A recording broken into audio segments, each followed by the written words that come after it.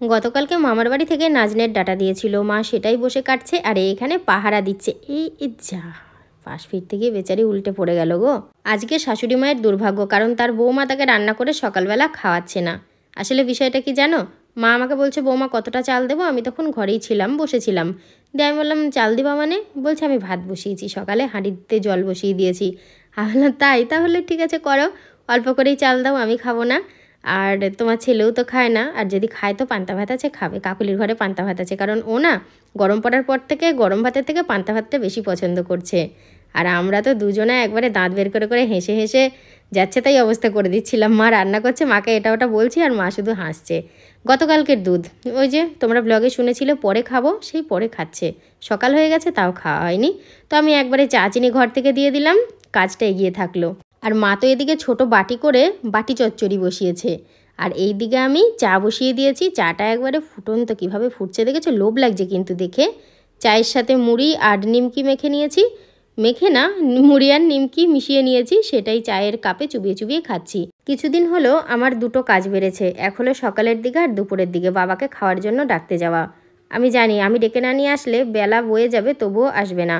ওই দেখো দেখেছো দাঁড়িয়ে কুকুর আদর করতে শুরু করেছে। আমি বললাম হাত দিও না, কোথায় কামড়ে টামড়ে দেবে, দিয়ে আর এক সমস্যা হবে। বাড়ির কাছেই একটা বট গাছের ছায়া জায়গা আছে, সেখানে নিচটা খুব সুন্দর করে বাঁধানো, সেখানে বাবা কেন অনেকেই বসে, তো বাবা ওইখানে গিয়েই বসে, জায়গাটা আমি চিনি, ওই জন্য আমি ডেকে নিয়ে আসতে পারি। গেটের কাছে এসে দাঁড়িয়ে রয়েছে, আমি বললাম যে দাঁড়িয়ে থেকো না, চলো বাড়ির ভেতরে সকালের খাবারটা খাও, না হলে সকালের খাবারটা দেরি করে খেলে দুপুরে আর খিদে হবে না। আমাদের সোহিনী মুখটা বাংলার 5 করে রয়েছে, কেন জানো, ওই বিস্কুটটাই ওর হবে না, ওর দাদা যেটা খাচ্ছে সেখান থেকে একটা হলেও নেবে। কীরকমভাবে ছুঁড়ে দিল।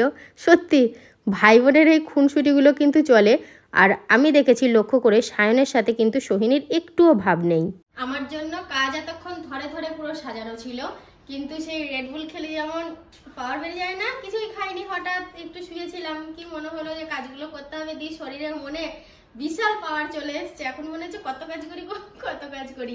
ঘরে বিছানা তুলছি, কিছু কাচার আছে সেগুলো কাচবো, ঘর মুছবো, তা করতে করতে ও বলছে কি যে মা রান্না করবে, তাহলে একটু মাংস নিয়ে আসি। তো সেই জন্য মাংস আনতে গেছে, এখনো আসেনি, আসলে মাকে রান্নায় হেল্প করে দেবো, মা রান্না করবে আর আমি ঘরের কাজগুলো ঝটপট করে সেরে নিই। কটা বাজে বলো থাকবে না, 11টা প্রায়। আজকে মায়ের দায়িত্ব দেয়, মায়ের হাতে ধরিয়ে দিয়েছে ওটা মাংস। ব্যাপার হচ্ছে মানে মা তো বছরে 2-1 বার রান্না করে, আর আগে যখন রান্না করতো বেশিরভাগ টাইমটা তো সুন্দর রান্না করতো, মা তো চিরকালে কাজ করতো। এবার যখন রান্না করতো না খেতে কিন্তু দারুণ লাগতো। তা আজকে যখন আমি যখন ঘুমাচ্ছিলাম, তুমি যখন বলছিলে যে আজকে মা রান্না করবে, আমি দেখলাম তাহলে আজকে মাংসটাই রান্না করি। বাবা আমার জন্য পান নিয়ে এসছে, বলেছিলাম বাবাকে, ওই তখন ডাকতে গেলাম।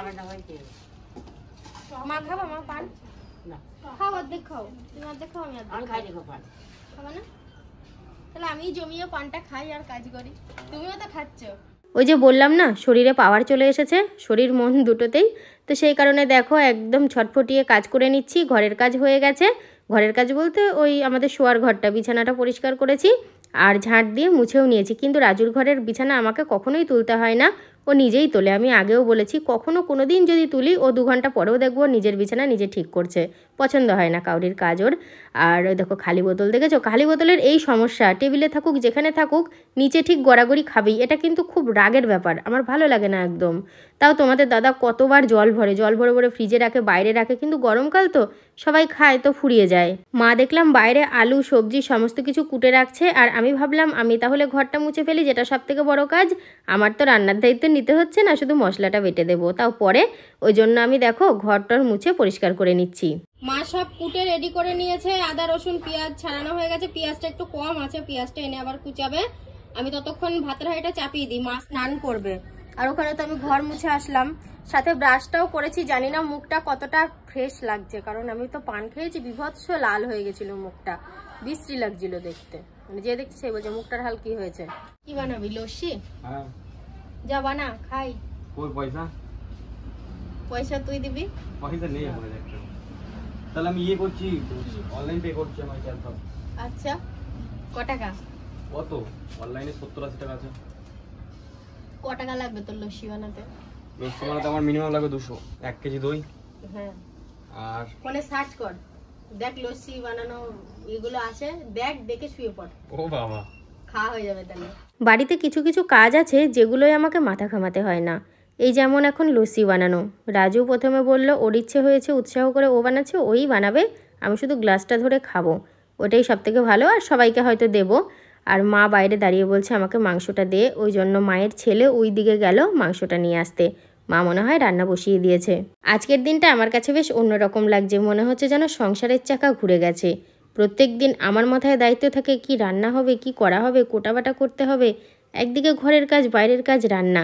সেই দিক থেকে তো আমি আজকে নিশ্চিন্ত, ঘর বাইরের কাজ করলেও রান্নাটা আমাকে করতে হচ্ছে না। আর দেখো গ্লাসে লস্যি ঢেলে ঢেলে দিচ্ছে, তবে কিন্তু এখনই খাওয়া হবে না, খাওয়া হবে অনেকটা পরে, ফ্রিজে রাখা হবে, তারপরে খাওয়া হবে। 10 গ্লাস লস্যি বানানো হয়েছে, আমরা অনেক ফ্যামিলি মেম্বার, আমাদের তো লাগবেই। একটা কথা কি জানো তো, কাকুলি হয়তো আলাদা রান্না করে, আমার রান্নাটা আলাদা হয়, কিন্তু বিশ্বাস করো আমরা রাত্রিবেলা ওর ভাত থাকলে আমার হয়ে যায়, আমার থাকলে ওর হয়ে যায়, ওরই বেশি থাকে আমার কম থাকে। তো এইভাবেই আমাদের চলে, কোনো ভালো মন্দ খাবার হলে তখন বাড়ির সবাই আমরা একসাথে খাই, মানে নামেই শুধু ওর আর আমার রান্নাটা আলাদা হয়। এবার ওরা একটু তেল মশলা মাছ মাংসটা বেশি খায়, সেই তুলনায় আমি একটু কম খাই। কম খাই বলতে কি আমারও হয়, তবে ওদের মতো করে প্রত্যেক দিন হয় না, যেদিন হয় অনেকটা হয়, আবার যখন হয় না তো হয় না এরকম।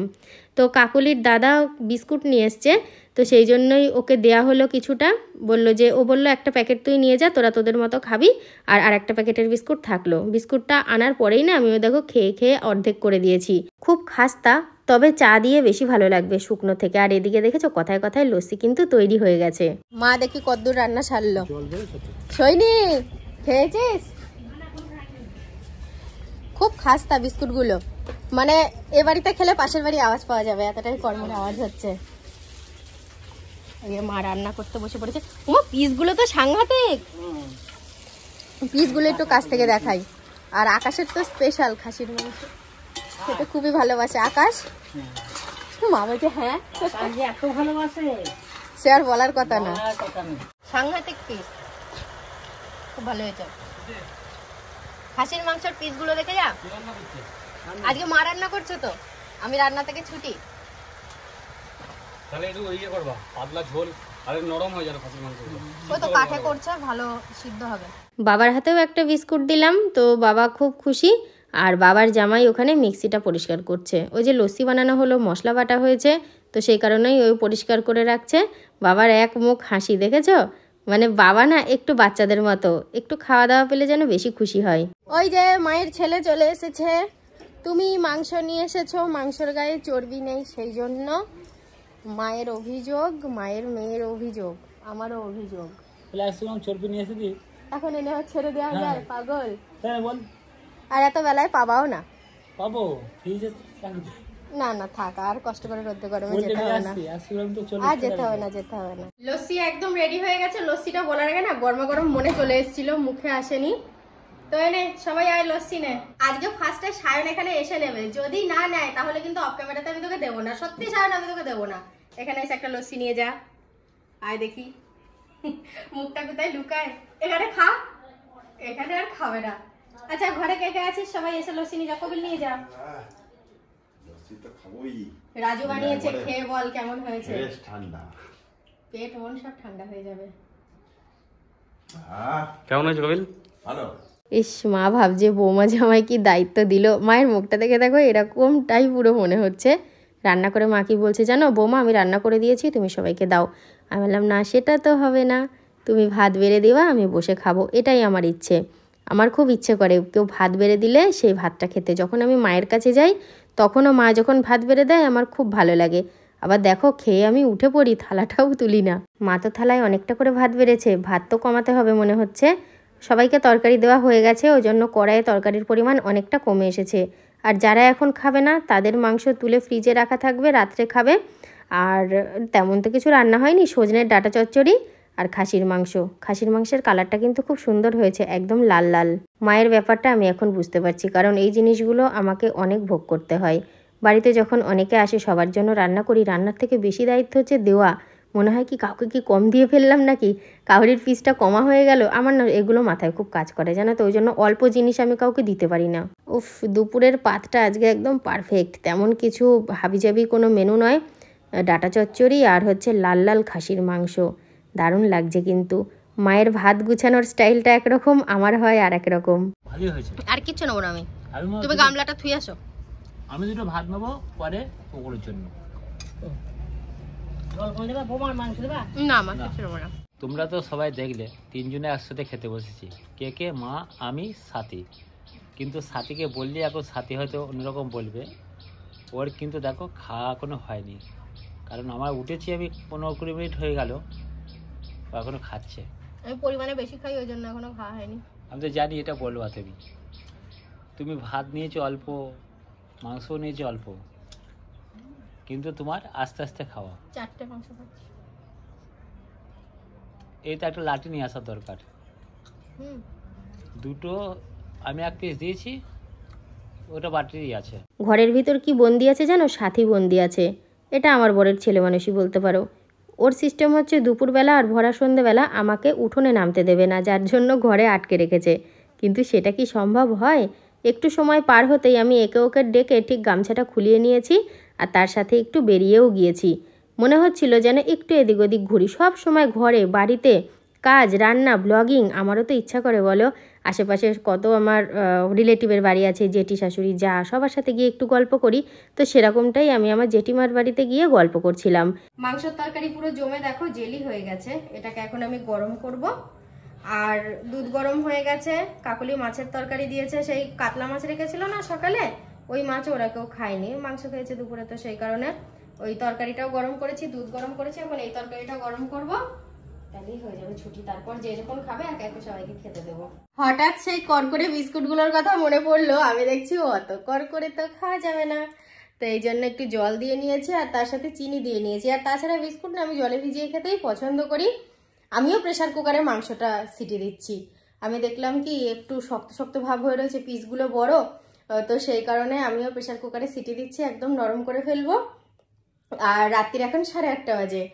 তো বন্ধুরা, আজকের ব্লগটা রাত্রি 8:30তেই শেষ করলাম, যেটা আমি করি 11:30, 12টা। তো সবাই ভালো থেকো, সুস্থ থেকো, দেখা হচ্ছে কালকে সকাল থেকে। সবাইকে গুড নাইট।